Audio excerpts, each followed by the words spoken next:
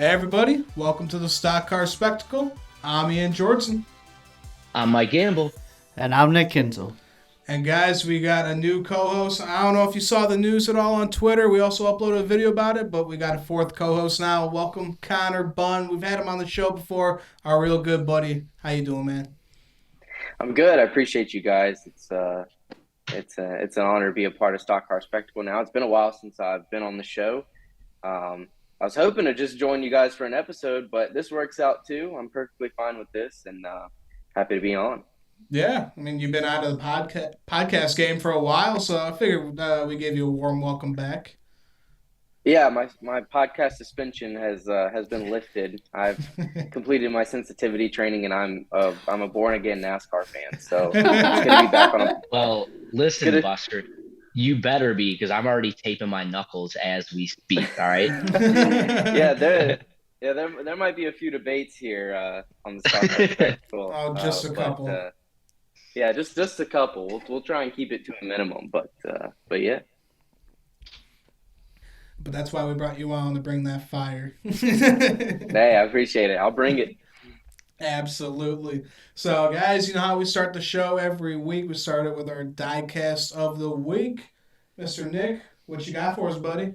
I don't know. We're going into Martinsville this weekend. I don't have a Martinsville card, and I really don't have a car from Homestead last week. But my guy, Trevor Bayne, he just wrapped up his 9-race schedule with Joe Gibbs Racing in that 18 car. It was really cool to see him back in the race car. Hope there's more to come. He ran really well this season. He didn't get the wins that we wanted, but he ran up front, put himself in position. That's all you can pretty much ask for. So now that he's out of the car again, I just thought I'd play probably one of my favorite Trevor Bayne schemes, and that is his 2014 the Advocare Ford Mustang that he ran in that Nationwide series, his last season before going full-time Cup. I just think this thing is an absolute beaut, especially under the lights. Saw him ran second in this car at Chicagoland. That was another heartbreaking moment of my NASCAR fandom right there, having to watch him run second. That kind of sucked, but yeah. Isn't that when Chase Elliott won? You just had to remind me. Sorry, bud. Yeah, that's when Chase Elliott won, and that is the day I stopped liking. That was the day right there that I was like, this Chase Elliott kid, he ain't it. He ain't no good. He's not for me. But no, yeah, just a beautiful paint scheme. And like I said, hope we get to see Trevor back in the race car next year. It would be really shitty to see him go out with like the way he did, running so well, and not have a ride lined up for next year. Yeah. All right, Mr. Mikey Gamble, what you got for us this week, brother? All right, fellas. So as you may know, I might actually be a bigger wrestling fan even than a NASCAR fan. And if anybody was paying attention, excuse me if I cough, I'm still getting over being a little bit sick. But anyway, if anybody watched Monday Night Raw this week, they will know that Dale Jr. was there at Monday Night Raw. So we're going to go ahead and play it back to the Dale Jr. Batman car when him and Jimmy Johnson ran the Batman and Superman cars for the new movie, Batman vs. Superman: Dawn of Justice. Those were cool. Yeah, that was just badass that they both ran the Batman Superman paint schemes. Oh, yeah. I kind of like Jimmy Johnson's Superman one a little bit better, but they're both badass. Well, the best part was that was a buy at the hauler at Chicagoland Speedway the year after Junior retired for $20. It's a hell of a deal. Oh yeah, they had all the discount and shit. Can't beat it. Cannot beat it. Oh, absolutely. And so, Connor, you currently don't have any die-cast in your collection right now, so you're going to be taking the L. I don't have a die-cast, but I got a cat. Oh, yeah, raising kitty roof. Oh, yeah. That counts. That's all I got with me right now. Well, and don't worry, though, because next season you'll be able to go to the 18 hauler and get all them discount die-casts, like I was just talking about with Dale Jr. Yeah, man. I don't know how that's going to work next year, if they're even going to have the 18 hauler. Is it going to be the 50? Well, it won't be ties, but I don't know how they're going to do that next year and what the diecast layout and merch layout's going to look like. You mean to tell me when Trevor Bayne's driving the 18, he doesn't get his own hauler? What's up with that? I don't. Somebody else has to have another hauler aside from Chase. I mean, why not it be Trevor Bayne, right? That would be wild. Yeah. I would be me and Mike would be the only two people at that merch hauler. And After would about buy the that. 5th week of the season, that hauler driver would hate his life. Like, not these taking this assholes shit across again. the country again. We sold 3 T-shirts last week. Yeah, man. We'll grow the following. There you go. We'll grow the cult. It's a cult. Yeah.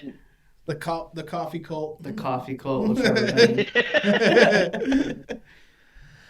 All right, guys. So for my diecast of the week, I got Noah Gregson's Martinsville win from last year. That was the first time me and Nick met old C-Bun in person at Martinsville Speedway. That was a good old time.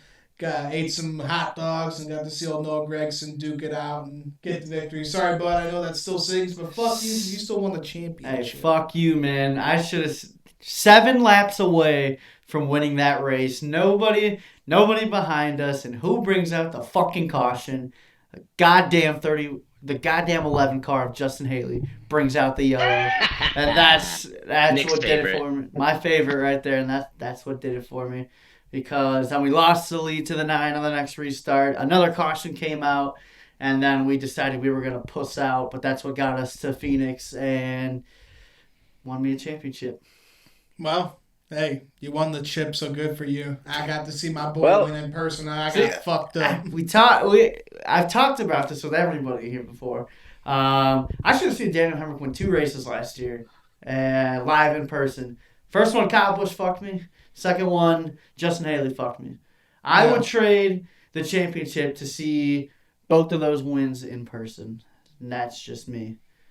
That's a little bold, but Yeah. All right. like this is a bit underrated. I got fucked last year at Martinsville because before that Justin Haley caution, a man by the name of Tyrell Gibbs spun off the fucking bumper of Noah Gregson going into turn 3. Gregson just drove in there, didn't use any brakes, and just turned him right around. And That's just short track racing. Oh, wait. He Kyle Larsoned him?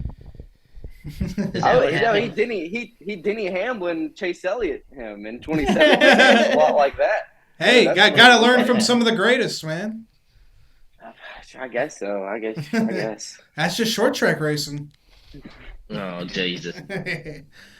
Yeah, but that was phenomenal to see. The diecast is pretty damn cool. I got it signed as well, and the tires are ripped off in the back because he fucking burned that thing down. So, yeah, one of my all-time favorite diecasts that I own. Gotta be. All right, boys. Let's get into it. So, just kind of came out today, Bob Pockers. He said it's still kind of up in the air if Alex Bowman's going to be coming back for Phoenix. I thought he was kind of done for the season, but they said it's a possibility. But I say at this point, just let the guy rest his brain till next season if he's ready, because it's just not worth it to race one more race. You just want more cup seat time for Noah. Who you bullshitting? I'm looking out for the man's mental health. I don't want him to end up like Antonio Brown. Okay. Oh man, it was like a few more hard hits in the wall to become Antonio Brown. Yeah. Get on his level. Yeah, for who Alex Bowman is, I didn't see that. I just kind of automatically assumed Alex was out for the full season. I mean, it makes sense. They're not really fighting for anything much other than, I guess, just owner points for Rick, but they're not even really in that. It's just the 5 and the 9, I believe, maybe the 24, obviously, but I don't know. I just assumed he was out all year. I don't understand coming back for one race. Yeah, they said he wanted to do it because it was his home track, but even then, it's not worth it to risk it like that. You know, they'll sometimes go crazy with that dog leg. They'll go 5-6 wide, and then they could just collect it, and it just wouldn't be good for Bowman to just risk it for that one race. You're not even in it for a championship, so what's the fucking point? Just wait for Daytona next year. Just be smart. Yeah, I'll agree with that point. Does anybody from Arizona actually care or know that Alex Bowman's from Arizona? I don't think a whole lot of people anywhere do, but that honestly. But no, I'm with you guys though. I think it's probably the best move just to kind of, like you said, you maybe just wait until next season though, because you're right. You really do see some nasty wrecks from time to time at Phoenix now, especially with where the restarts are and stuff.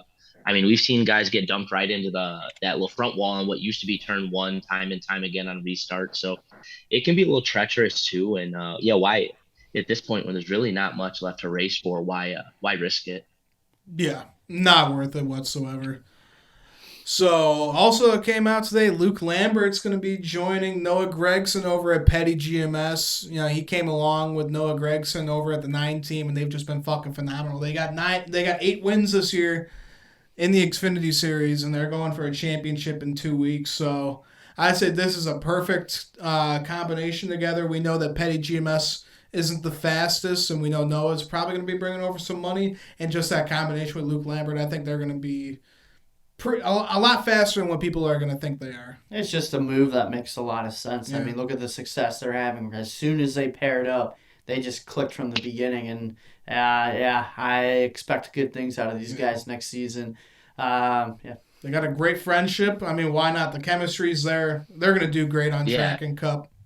So the first thing that this reminded me of when I saw that these two are going to stay together in the Cup Series was Rudy Fugle and William Byron. Yep. You put those two back together after the success they had together in the past, and you start to see Byron kind of blossom again.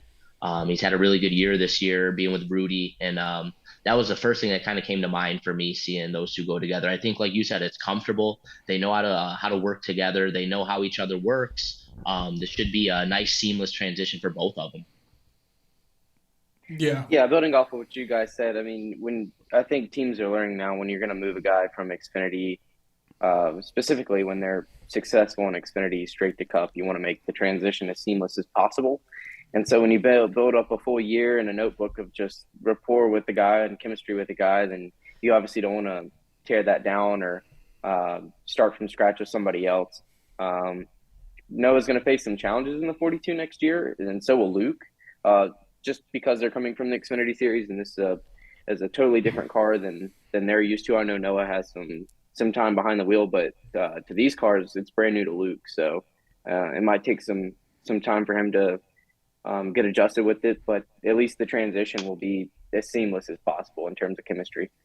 It's a good move. And they're going to have some really good people to lean on as their teammate stable there with the 43. That car's been fast all year. So, yeah, they'll have good partners to get notes from for sure.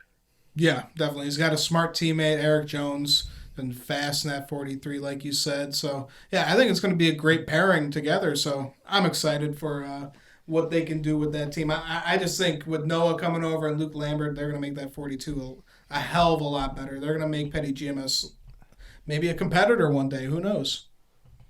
Yeah, I hear they got a blazing hot gun front tire changer. Richard Petty is going to come over and change tires for the 42 next year. So he'll probably be able to crank out some like 6.3 second stops for the 42. So that should get him some spots on the track. On which tire, pal? Yeah. Well, let's hope they leave it on. Let's hope they get the tire tight, or else Luke will be taking quite a bit of vacations next year. Yeah. All right, and then a little bit last top news here. Tony Stewart, it was announced that he's going to be making his NHRA debut in the top alcohol series that they call it. So, fitting series for Smoke. Yeah, pretty much. So Smoke's going to be doing some drag racing.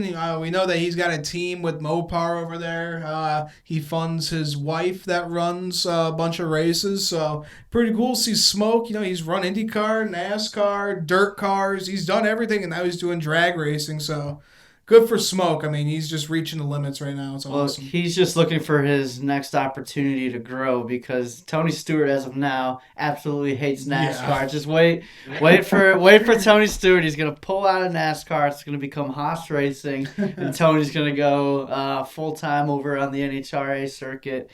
He's just gonna be a full time drag racer. Once Kevin retires. Yeah. Once Kevin retires, Tony's saying adios.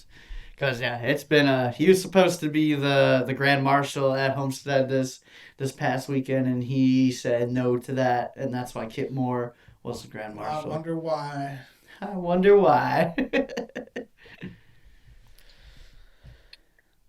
All right, guys. Well, did he say no to that, or was that a NASCAR decision to not put a microphone in the man's hand? That might have been a good idea if that was the case, right? Because I'm sure he's had some things. He's got some things he'd like to express I would to love to get NASCAR. Tony. I would love to get Tony Stewart on like door bumper clear, and I just want Oh, him to go. I just want him to go off because those are the kind of guys that. That's a perfect show for it. Door bumper clear. Get Tony Stewart on there. I want to hear how he really feels about how NASCAR is doing today. that would be. Oh, Oh he would fit in so perfectly with those guys. Oh my god. yeah, that'd be a PR guy's nightmare to Yeah. have Yeah. Tony Stewart join Door of all podcasts. I mean, they already talk about as is with most guests, like as they're getting on, like, hey, did your PR person give you the talk since you're coming on DBC? They're like, oh yeah. So I can only imagine Tony's being like, listen, pal. I'm my own PR guy. I make my own rules around here. All right, guys. So let's get into our race review from Homestead, Miami. The Truck Series kicked off the weekend, and Mike, your boy Ben Rhodes, he looked fast throughout this race. He got the pole for the race and led the field to green. He did. I didn't see it because I was in my imposed ban, but it looked really cool on Twitter. There you go. I'm proud that you stuck to it. Hey, talk about it, be about it, right? That's right. All right, and then lap 14, good old John Hunter Nemechok at it again, guys. Lap 14, he just hit the wall one too many times, cut a tire, and ended up like 3, 4 laps down, pretty much taking himself out of championship. End of his championship hopes. Yeah. I mean, this has not been a good season for John Hunter Nemechek. The whole reason of him going back down to the Truck Series is to get wins and win championships. And he was really good last year until he fell apart at the end. And then this year in the trucks, this is just He's got one win. One win all season long driving a KBM truck. I don't know. Yeah. It's just it seems every race that team and that driver they just find ways to take themselves out of They're it. fast. They're fast. They're fast They every just- week. They just can't seem to put together complete races, and that's really hurt them. And now that's the reason John Hunter Nemechek is not fighting for a championship. Yep. Yeah, one thing I don't understand about John Hunter is, he's obviously in great equipment, probably one of the top equipment you can get in the Truck Series. And it is fast week in, week out, but you do see a lot of driver errors. But the thing with John Hunter is when you see him go to Xfinity, you don't see much of that. You don't see him making as many mistakes as he does in trucks. He's typically really fast in Xfinity, even when he's running Sam Hunt's car. So it's weird to see, how many mistakes he makes in the truck. Probably having the fastest truck out there, and then he comes to Xfinity and he runs a relatively smooth race. I know he messed up this weekend in Cup, but that's a totally different car. Being the first time in that's a little bit understandable. But it's really just weird to dissect because you look at Haley Deegan, and it's like, okay, trucks really aren't her thing. Like that's obvious. And she goes in Xfinity and she runs like top 15 in the double set or the '07 car, and it's like, all right, well, this is clearly her lane. And for John Hunter, it's a weird dissection of like why he keeps making these mistakes in truck, but drives a pretty clean race anywhere else. I mean, I wonder if it's like he expects himself to run up front and he's putting himself in these situations that he shouldn't be putting himself in. Yeah. He's just putting the pressure on himself to get up front because it's been such a struggle of a season. Because like you said, when he runs an Xfinity race, he just looks like cool, calm, collected, and he goes fast. I mean, but yeah, down here, I think he's just pushing himself too hard. Because he came down to the series to win races and to contend for championships. Yeah. And it just hasn't happened for him this season. Well, I think there's that, and I think there's something really to be said for the difference in the skill sets and skill levels of the two series. We've talked about this on the show before too. The truck series, you gotta like if I'm John Hunter, you almost have to attack that with like a different level of urgency than you would the Xfinity series because we know how wild and wacky and just blatantly reckless sometimes the midfield of the trucks can be. So, if you pit and you're off cycle or something happens, you got to work your way through the field or whatever. You probably are going to be prone to want to do it faster at the truck level because you don't want to get caught up in any of the madness than in the Xfinity where there's a little less of a propensity for that. So I wonder if any of that has to play with it too. But yeah, it's definitely apparent every Friday night with him in the trucks. I don't, after last year, this year, the driver error to me has been the biggest difference. Yeah. It's been I think John Hunter in the trucks just lacks like situational and race management. It seems like he has a fast truck and he'll get up front and stuff, but when he gets that, he just oversteps it like more times than not. When he really doesn't need to push it that much. I feel like once he gets out front, if he just manages his own race better, then he'll be just fine. But I feel like he puts like this weird pressure on himself, and he just has like one gear and it's just fast.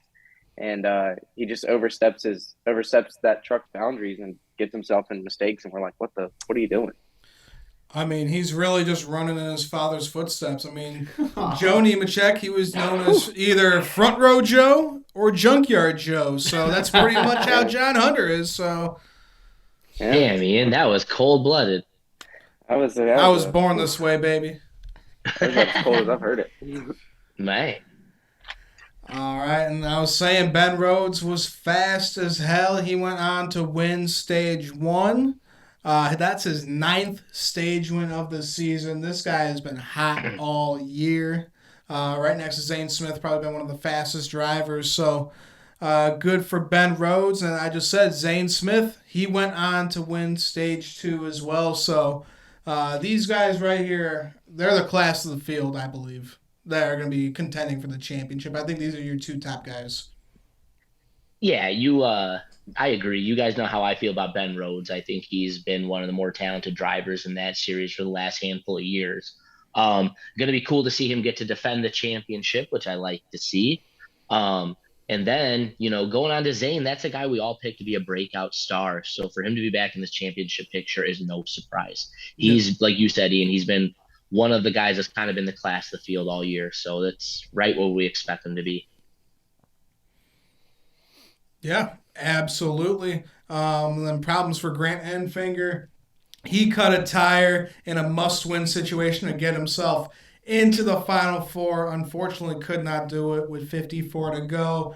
So, sucks for Grant Enfinger, one of the classiest guys in the field, in the garage for the Truck Series.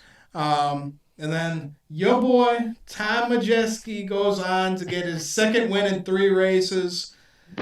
He already locked himself into the Final Four, and he's just hot. He is just fast as hell at the right time. Yeah. He's going to go on and win this champion. He's going to surprise everybody. Yeah, you were talking about Zane Smith and Ben Rhodes being the top 2 for the championship. Mm-hmm. I hate to say this. I don't like Ty Majeski at all. It's about time he's doing something in equipment. It's only taken him, 6 or 7 years. Oh, whoop-de-doo. But he's showing up at the perfect time. I mean, winning 2 out of the last 3 races. I don't know how he's not your championship favorite right now. I mean, the dude's just on a roll. He got hot at the right time, and I will say this right now. I will not be watching the 2023 Truck Series if Ty Majeski goes on to win this at Phoenix, because I will be, you know how Mike protested the races last weekend? I will be protesting an entire truck season.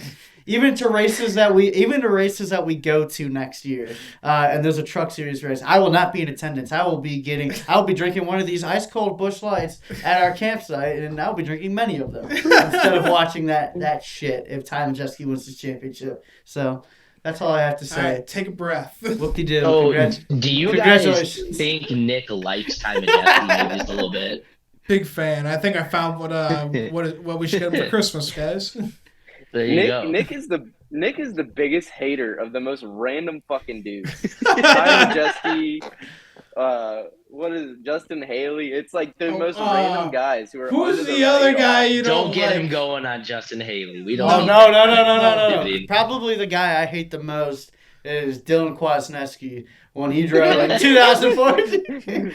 Because nobody remembers this dude, and like every dude, he sells real he sells real estate now. He was supposed to be a breakout star in 2014 because he won 3 K&N Series races, and then he wrecked my boy. He wrecked him at New Hampshire in 2014. And I was like, you know what? Fuck that guy. And then just from there on out, it's been fuck Dylan Kwasniewski, and now he sells real estate.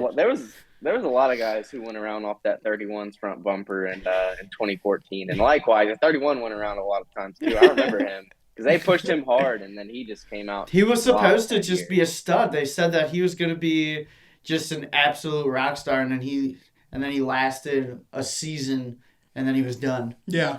Yeah. Damn shame. Yeah. I don't like the randos. I will say that right now. It's pretty funny. All right, guys. So the Final Four is set for the Truck Series. They are not racing at Martinsville next week, which is a damn shame. Yeah, I don't understand that at all. Yeah, the Truck Series. They always have really good races there. Yeah, last year's race was fucking phenomenal when Zane Smith won. That was a fun time. I cannot believe they're taking away the Truck Series from Martinsville for the playoffs. Yeah, I was actually today. So I got approved for the hot passes today, and I was looking on Martinsville's website for like the weekend schedule, and I was scrolling down. I was like, okay, Xfinity practice qualifying Friday, and then you got Cup practice qualifying Saturday afternoon. I'm like, where the hell's the truck race?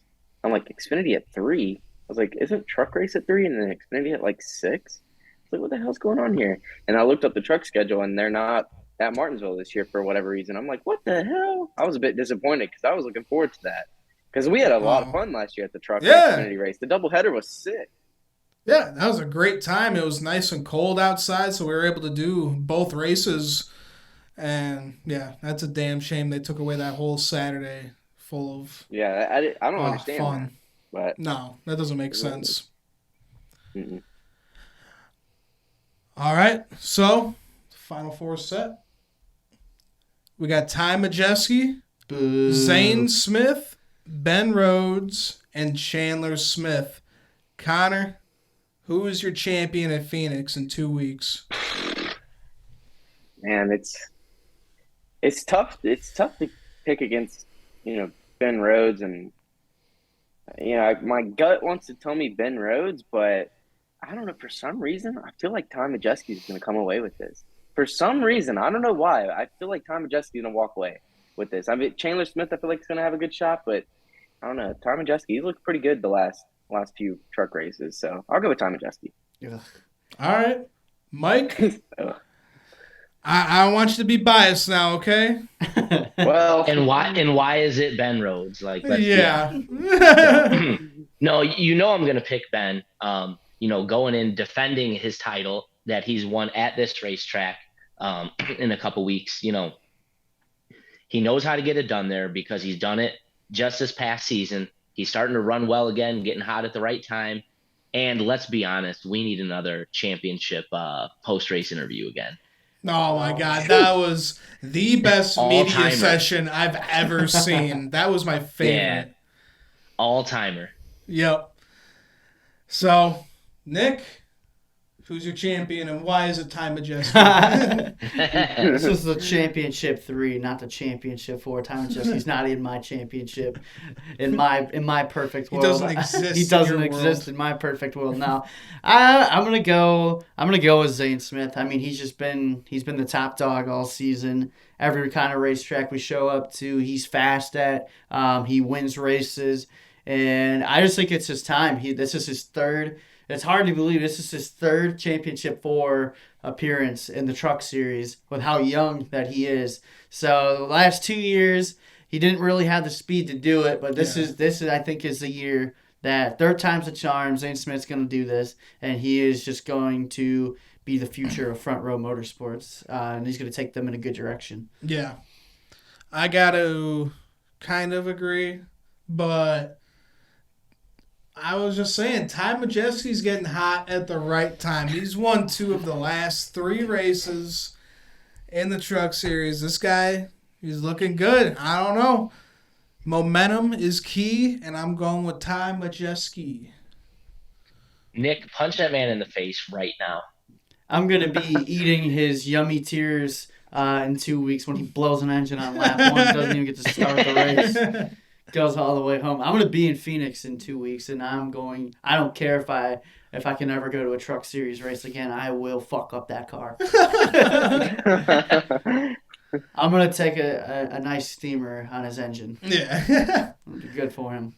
But really, in all, I like all four of these guys. I think that they've proven well that they've been some of the most consistent drivers all year. I think they all deserve the championship. Yeah, I think this is the right four here. I think these Yeah. are your top four guys of the season. I mean, you could argue John Hunter Nemechek, but he's had the, struggles all season long. Not one bit. Yeah. All right, boys. So let's roll into this Xfinity race. Trevor Bayne won the pole, looked happy as hell for his final start of 2022.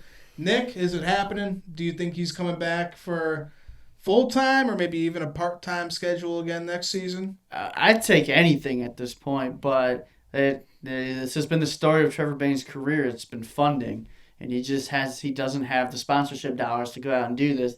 But what I'm hoping as what happened is that Devotion Nutrition was brought along, and they were on his car for 8 of his 9 races this season, and in all 8 of those races, Trevor was up front competing for the win. So I hope that they liked what they saw out of him, and they want to continue this partnership going in to a full-time season with Joe Gibbs Racing next year. I think Trevor's more than deserving of this opportunity. It's just an opportunity. He said that this is the most fun that he's ever had driving a race car, and this dude won the Daytona 500. So that goes to show something right there. So it just all comes down to sponsorship dollars, unfortunately. I hate that that's how our sport is that it's money over actual talent because, that's just my opinion. But I'm hoping for a full-time gig, but at this point, I would honestly take anything. He said he is working with the JGR marketing department to try and secure some sponsorship. It's clear that Gibbs wants him. Don't bank on them. The shade. It's clear that they want him back, but it just... I mean, Devotion liked your tweet, too. Yeah, that was the one thing is that when I said full-time 18 next year, they liked the tweet. So, I don't know. Maybe a little foreshadowing. Maybe there's a little hint. I'm sure the dude liking the tweets is cutting the checks, so that's a really. That's how I like to. That's the way. Yeah. That's the way I like to look. Gotta have hope, Mikey. Gotta have hope somehow, but it's all gonna come down to sponsorship. No, I'm with you guys though. All seriousness. I mean, Trevor's done everything but win this year, and I think part of that is the broken schedule. You see a lot of those driver mistakes and stuff like that because there's a lack of consistency in the race car. You put him in the car for every race next season, I almost guarantee you he wins races, and then he's a championship favorite. Look at how well he ran in the races he ran this year. If those are just point stays, as if he was points racing, not just racing for wins, he's maximizing points almost every single race. So he'd be up there right at the end. I think he's deserved it. We're looking at Joe Gibbs Racing again here. They've got multiple seats that can and will be open. To me, this is a slam dunk. It is the Xfinity Series. The checkbook doesn't have to be as lofty as the Cup Series. So I think you run around like that enough. I think enough partners are going to want to work with you. So I'm hoping it works out for Trevor. I think he's deserved it. I mean, talk about the year he had. 5 top 5s, 7 top 10s, 2 poles. He led a career high 176 laps, and he was just there in every single race fighting for the win. Yep. So he's proved it. He belongs full time. Just give him a chance. I'll put $100 on him winning the championship next year. That's fair. Nick's gonna start an OnlyFans just to support Trevor's racing career. Secure that funding to put that $100 down. Only Trevor. Only Trevor. Only prayers. Oh man. Yeah, devotion liked your tweet, but you don't understand that you now have to become a devout Christian and dedicate your life to Christ and Devotion Nutrition, and can only drink Devotion protein shakes from now on out. You know how Avocare made you their little poster boy? Now you gotta be Devotions. Yeah, if Trevor could get a beer company, Nick would be a little more. I'd be your guy. Oh man. That is not what Nick needs. I can't Dalton Good this right now. I cannot be the Dalton Good of Devotion Nutrition because it's just not for me. All right, guys. You can't script it every single week. It's fucking hilarious. Riley Herbst, lap 3, involved in another wreck. JJ Yaley just slid up to him and put him in the wall. And kind of fucked his race up. But Riley Herbst, whether it's his fault or not, he is just a crash fucking magnet. He's accident prone, is what he is. His hauler's accident prone. He's accident prone, man. No one is safe with the 98. No, and this one wasn't even his fault, which is the most unfortunate thing. JJ Yaley took him out. But I think if we look at next year and opportunities for next year, it's probably going to be Riley's one of his best chances at being really competitive in the Xfinity Series when you have guys like Noah and what we suspect Ty stepping out, and of course you're going to have like AJ Justin Allgaier and stuff, and AJ as well, too. So next year is going to be his best opportunity. I think he's run okay at times this year, but he's kind of got a little bit of John Hunter in him where he just makes mistakes and oversteps his boundaries and gets himself in trouble. So he's going to have to clean that up here in the next few months if he wants to prove why he is talented enough to be in a top Xfinity ride, I guess you could say. Yeah. My thing is, though, he's been in a top ride for 3-4 years now, whatever it was. They gave him the start in the 18. He ran that for like 2 years. And then Daniel Hemrick hopped on that bad boy, won a championship. Yeah. I'm just going to say that. Then he goes into 98 for a couple of years, and he still hasn't won anything. He has not won a race. I think he stepped into a few truck races. He stepped into a few ARCA races, and he just can't win. The guy is not a winner. He's only in these rides because his family owns a fucking convenience store chain. That is it. Name of the game. A lot of the same was said about Brandon Jones, and then Brandon Jones kind of cleaned it up and turned it around, and he's still not good. All of his wins come from luck. He's not the greatest, and debatably some of his wins have come from luck, but I mean, he's good enough to get that 9 ride next year, and that says a lot. If Junior wants him in that 9 car, it's a little bit more than what just the Menards money is bringing. I think Connor's right, and here's why. Look at, like you guys were just talking about, look at everybody leaving the sport. We're talking about where that leaves Riley Herbst. Where's that leave Brandon Jones? I mean, with everybody moving out of the series, I don't know if I'd say quite a favorite per se, but he's a guy you're looking at to get multiple wins next year and be in the championship kind of situation next year. I guess I see that they're going to be more of the veteran guys now, but I don't know. You're still going to be going up against guys like Justin Allgaier, Josh Berry. I feel like, I don't know, there's a lot more heavy hitters than these two. I don't know. I feel like the 9 is going to be a lot slower than from what we've seen in the past few seasons. Well, when you break it down, Brandon Jones in 19 has always been punching up a tree. So he was there when Christopher Bell was dominating in 20. He was there, obviously, through anybody who steps in the 54. And then, obviously, last year with Daniel Hemrick in the 18, that was marginally better than what the 19 was.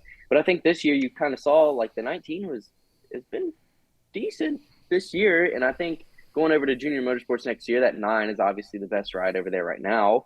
And they've got a fleet of drivers who are decent. I would say Josh Berry is coming into his own. He's going to be a top guy next year.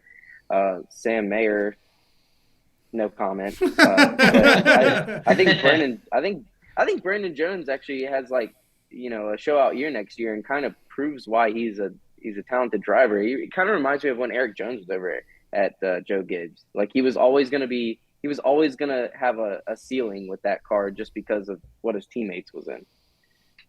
So, and I don't blame Brandon Jones for leaving either. I mean, it's probably a little bit frustrating when you got coach's grandson come in, get in the 54 and just gets the best equipment. You've stuck around there for years and you're just kind of getting the second tier equipment at Gibbs. So I don't really blame him.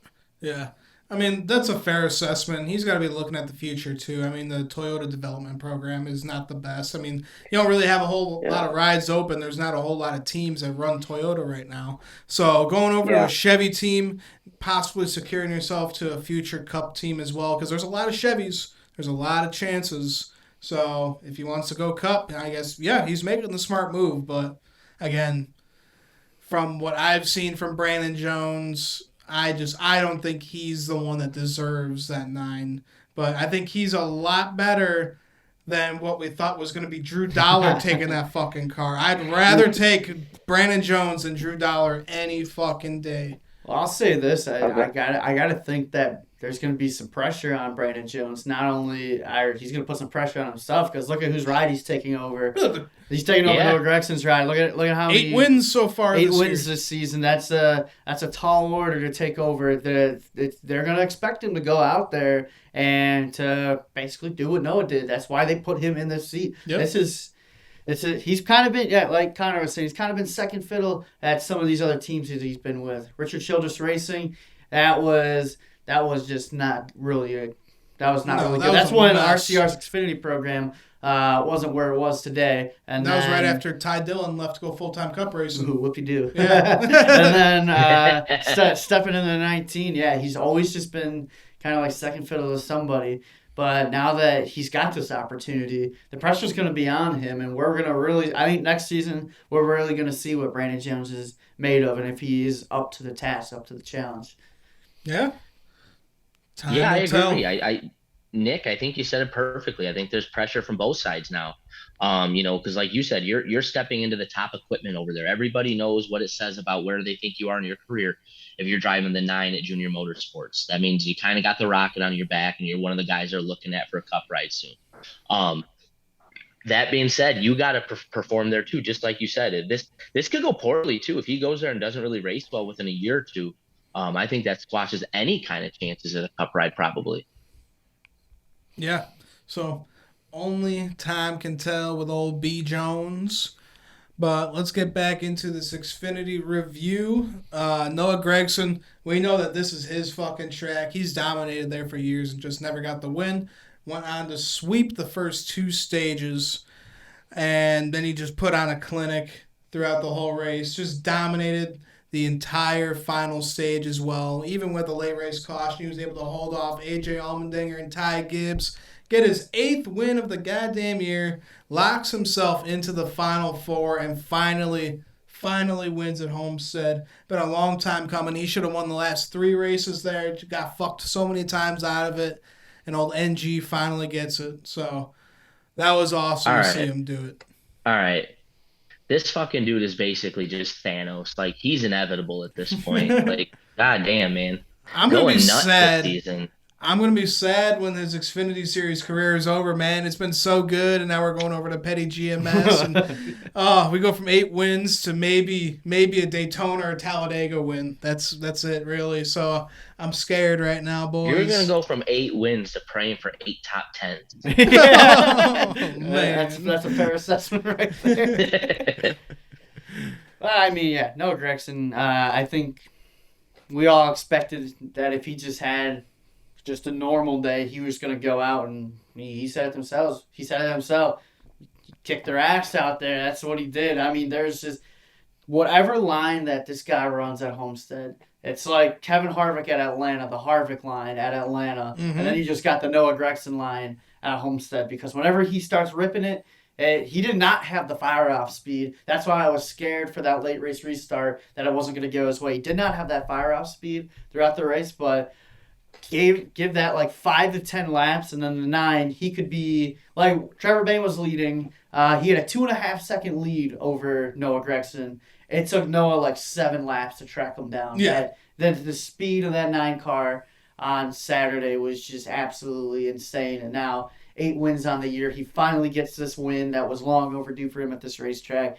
I don't know how anybody's stopping the 9 at this point. You might as well just give him his trophy now. But that's just his playoffs they're crazy. Anything can happen. Yeah. So he's not a shoo-in by any means going to Phoenix. Anything can happen. But my God, the run he is on right now. That's what we thought about Chase Briscoe a few years ago with the Xfinity Series. We thought, hell, this guy's won 9 races that year. Chase Briscoe and just blew it in the final race. Christopher The Bell. Christopher Bell season. Yep. So, Eric Jones won the Jones. championship. All right, we got to stop. We're getting weird now. Yeah. I mean, even if it does end up like that, dude, you take one hell of a fucking Xfinity career. Started off really slow and then just picked it up, and now 8 wins on the year. I just think it's how the sport has changed nowadays. I think you're gonna take those 8 wins over a championship. I really do. Like Kevin Harvick was even talking about that. He'd rather have those 9 wins that he had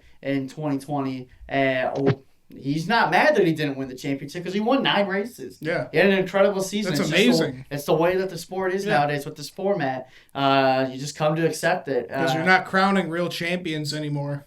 That's for the most part. I feel like your last true champion in the Cup Series was Martin Truex Jr., 2017. That was the last true champion that actually deserved it. Well, actually, I'm sorry, Kyle Larson last year. But before that, Martin Truex.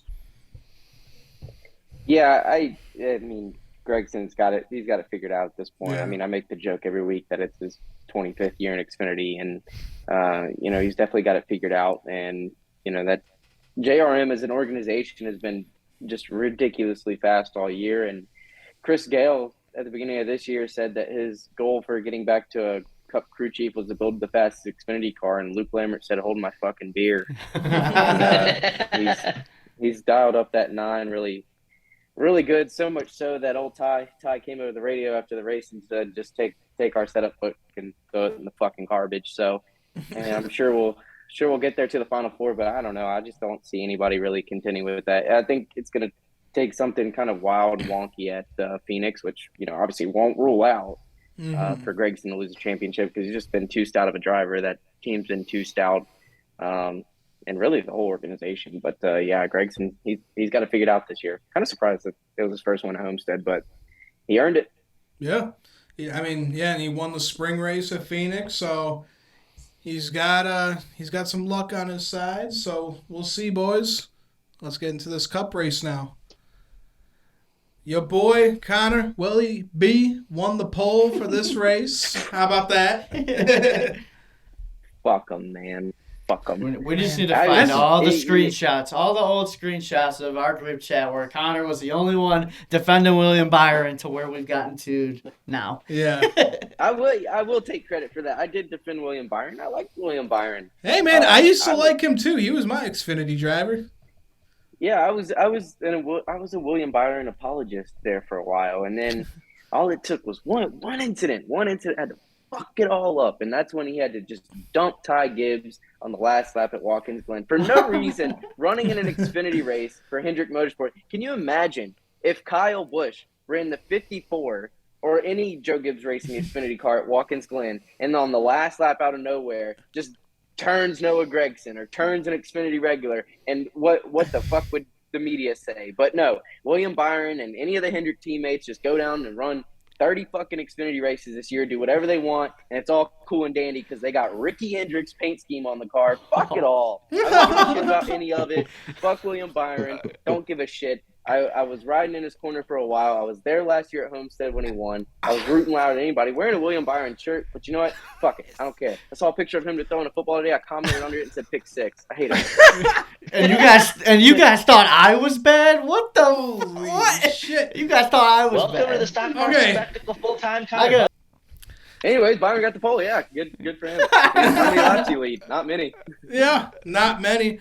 But, going back into it, lap 31, John Hunter Nemechok does it again out of turn 2, spins the car. Just not a good weekend for the kid at Homestead, Miami, replacing Bubba Wallace for the suspension. Just not a good look. So, yeah, I know. First time in that car. It's going to be tough, but... yeah, the kid he's just having a rough time this year. Not good for him. I think someone else is also ready for 2023, and it's John Hunter Nemechek. Yeah. Yeah, this I couldn't even blame him for because, I mean, you saw in so many test sessions and earlier on in the year, like how many guys would spin up off the corner just because this tire is just so much different, so much wider, and the car is just so much different itself. I think it just became one of those things where, he was going along, and so many other drivers have said this to where, they're driving the lap just like any other lap, and it just steps out from them. And once one of these Cup cars step out from under you nowadays, there's no saving. And so he went for a ride, but it sucks because that 45, it was quick all weekend. Yeah, good looking car too. They kind of did the neon colors for Miami, so cool Columbia PFG car, but damn, got put in the wall real quick. Yeah. All right, guys. So then after that, Kyle Larson took the lead and did not look back. He went on to win stage 1. Poor Chase Briscoe. He's in the round of 8 right now. He had a mechanical issue with the steering and he hit the wall, pretty much ending his day for any kind of contention. But let's be real. Kyle Larson was the class of the field here. He was so goddamn fast. But I know who was faster was Blaney exiting pit road when he spun out on the little road there. So 12 needs to get it together. You got one more race to get yourself into the Final Four. Mike, you getting anxious here, buddy? I don't know, man. I was watching the Formula One race on Sunday. An awesome battle there. Max Verstappen wins the Drivers' Championship and clinches for Red Bull for the Constructors, which is pretty cool to see.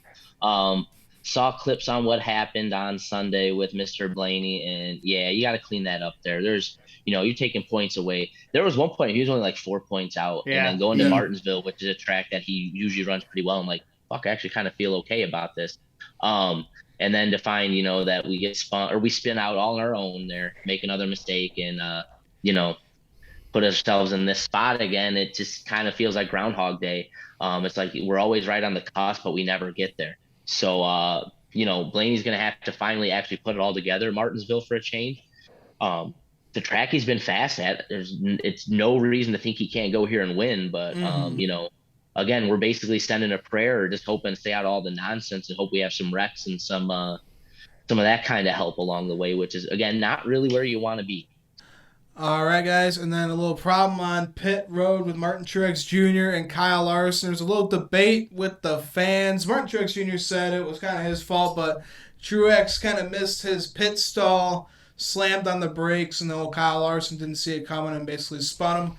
Truex turned around in his pit stall and almost hit a few of his guys, but everything worked out well, and they still pitted the car. So Truex said he did kind of slam on the brakes there. He missed his pit stall, but just a racing deal, but could have been a little scary there for some of the pit crew guys. Yeah, Truex, he in his post race, he said they're both like at fault in a degree, but I struggle to find what Larson did wrong. I was actually kind of going back and forth with some people on Twitter. Is like they're like, oh well, Larson does it again and stuff. But if you when you really break it down, Truex, from his angle, he never blended to the left to get in his box. It kind of just seemed like he was like, oh shit, like he was going to miss his box, brake normally. And how many times at Homestead in the past where we've seen somebody brake and they all stack up? I remember once in 2009 or 10, Montoya braked to go to the garage and stacked up about 3 or 4 cars on pit road. And and when you're Larson, from his perspective, on pit road, you're doing all you can. I mean, you're running your lights. You're not giving any inch because it all matters. Pit entry, rolling speed, obviously the stop, pit exit, all that matters. Ask Ryan Blaney. He was trying to get all he could get and ended up spinning out, leaving pit road. And so nobody's going to give an extra 5-7 feet. Like, if you missed your box, you missed your damn box. And if you go across the nose of the car, you go across the nose of the car. Larson's getting all he can get there. Truex, he looked like he was going to miss his box. So, I put this more on Truex than I do Larson, because Larson was just kind of – that could have been anybody, Yeah. Larson said himself he didn't have any time to react anyways. At first glimpse, I was like, there's Kyle Larson doing Kyle Larson things again.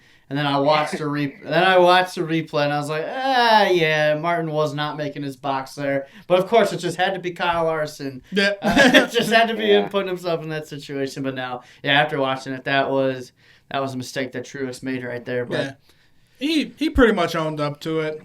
Dude, that's the surprising part, is that he owned up to it. Yeah. Because he's not prone to do that very often. Well, the main problem was you can't blame a lapped car on pit road. So he'll still find a way to blame Trevor Bayne for that one. Those are usually his favorite targets. Yeah. He probably said on the radio, damn, 6 car did it again. Trevor Bayne, fuck that guy. Trevor Bayne, that was yesterday, Martin. You weren't even in that race. All right, Martin, man. The season he's had is just he hates this car. That's quintessential. I'm really surprised he's going on to race another season. I thought he'd be done. It just seems like he is not happy with this car whatsoever. Him and Kevin. Well, I know Kevin has pretty much said that he's going to run out his contract for next year and he's going to retire. Gene Haas wants him to stay, but Truex, I'm surprised that he wants to do another season because he's been running for a long time. I think for Truex, the thing with him is he's like, I can't go out this way. I'm not going to be able to sleep every night for the rest of my life until I can like go to bed knowing that I figured out this car in some way or at least got a win. I can't And go so out I like don't think Jimmy. he wants to go out. I don't think he wants to go out like a shit. Like, and now if he is just trash next year, then it's just like, all right, you got what you got. But Yeah. when Right. the option was there to return, I don't think he wants to go out the way that this year is gone for him in any way. Yeah, I agree. I think a big part of that is part of the reason that they're having the season that they are, and he's deciding to come back, I think, is because he thinks there's more out there. I don't think he's like, well, this is all we really got, and so, whatever. That's a I great think he team. thinks, yeah, I think that Yeah. he thinks they can win races still and compete for championship, and the fact that they're not doing it means they're leaving something on the table. So I think that's part of it. I think if, he just felt like he declined to the point where it's like, well, this is kind of who I am now, then he's probably be walking away. But I think they still have one more season to kind of prove that, no, this is a top caliber Cup Series team. Yeah. I think it'd And be you know really... what they're capable. Oh, Yeah. sorry, Nick. No, you go ahead. You go ahead. Well, I was about to say, and it's like, they know that they're good enough because you can hear it in their voice. Like Martin's been on the edge of tears in interviews. James Small, when he was, on the radio on pit road when all that happened, in his Australian act, he's like, fuck it, just pit the car, just go. Like they're all that's how he sounded. They're all frustrated because they know they're a good enough team to at least get to victory lane once this year. And it's just one of those things where it's just like the little things trip them up. And here we are in these situations. So it does suck to see a good team like that. But I think Martin will figure it out at least one more time before he. Yeah. Yeah. You would hope He's a so. smart driver.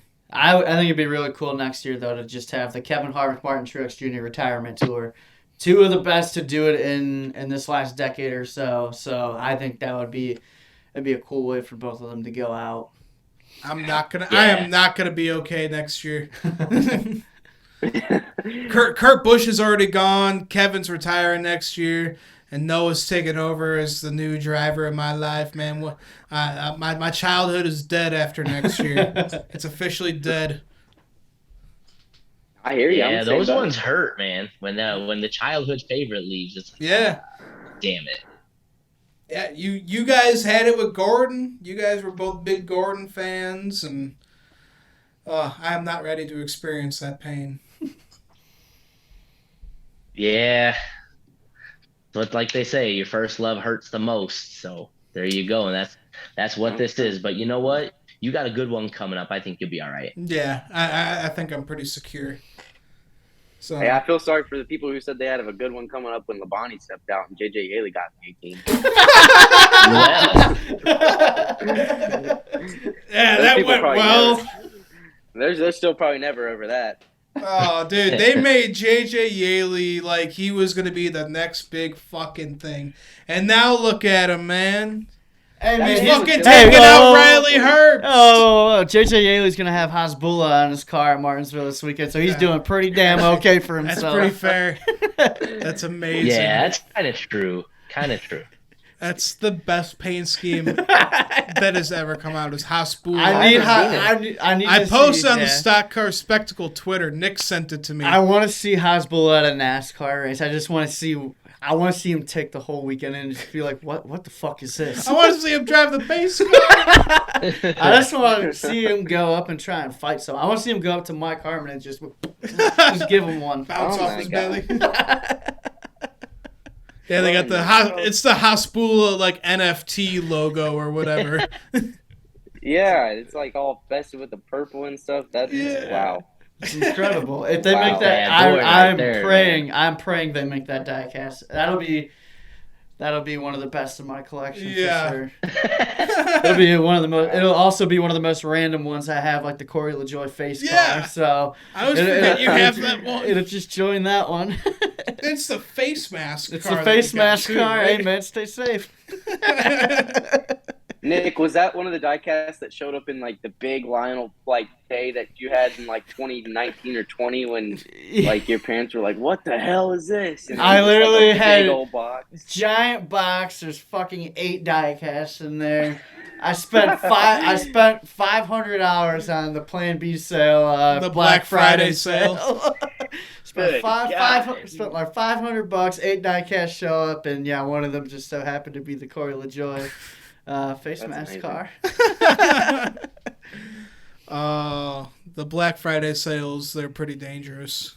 I don't think I'm going to be participating this year. I haven't participated in the last few because I'm still trying to recover from 2019. from that chaos. He said, I will never financially recover from this. Dude, I don't even have to really worry because they don't make diecasts for my favorite drivers. Except for Denny, you could say, I'm not going to just start collecting Denny diecasts. I'll get a few here and there. Yeah. But I don't got to worry. They don't make Trevor Bayne diecasts. They don't make Daniel Hemrick diecasts. You're good. Perfect. All right, guys, let's finish it up. Kyle Larson put on a freaking clinic just like Noah Gragson and finally went on to win at Homestead. They've been saying it for years and years and years. Kyle Larson is the best driver at Homestead, but then he always found a way to fuck it up. Sunday, he did it. He drove the best race he's ever driven and finally got that win at Homestead. Looked fucking fast as hell.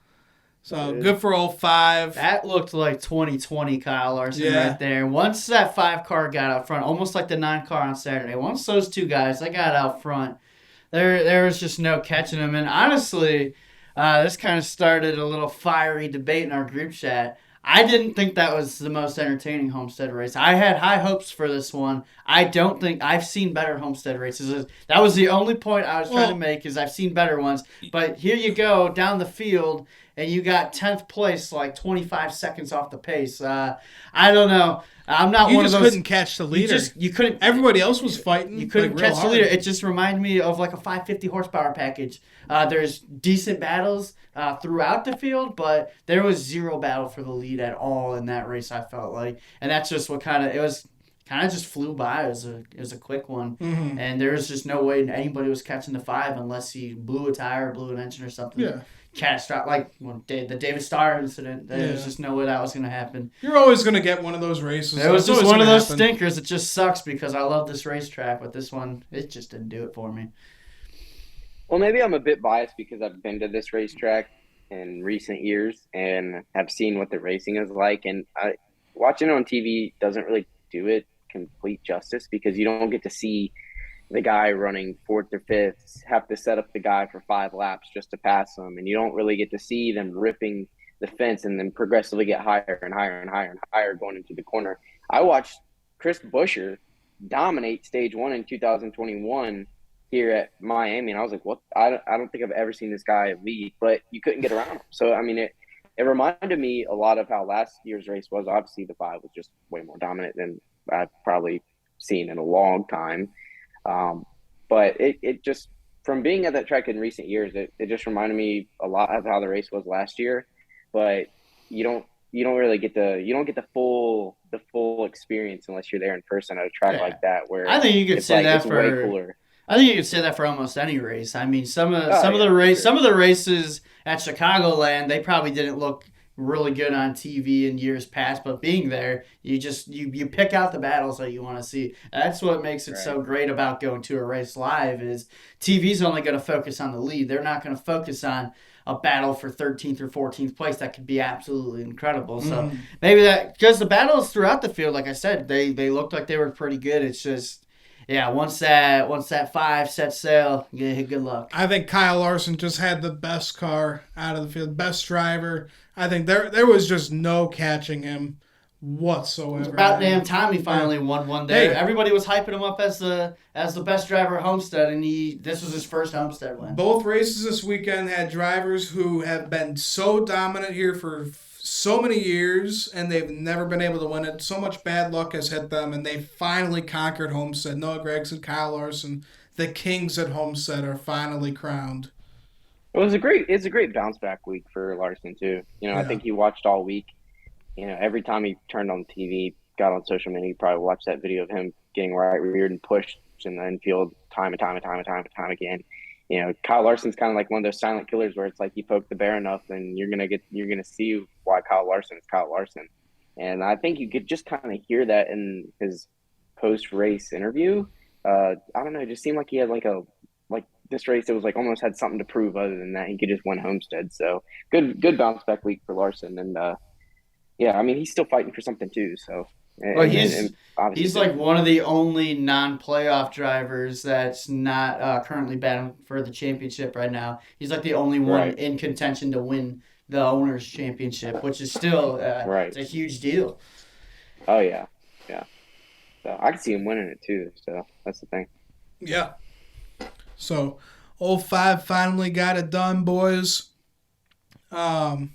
So we got one more race to go before we figure out who is in the final four.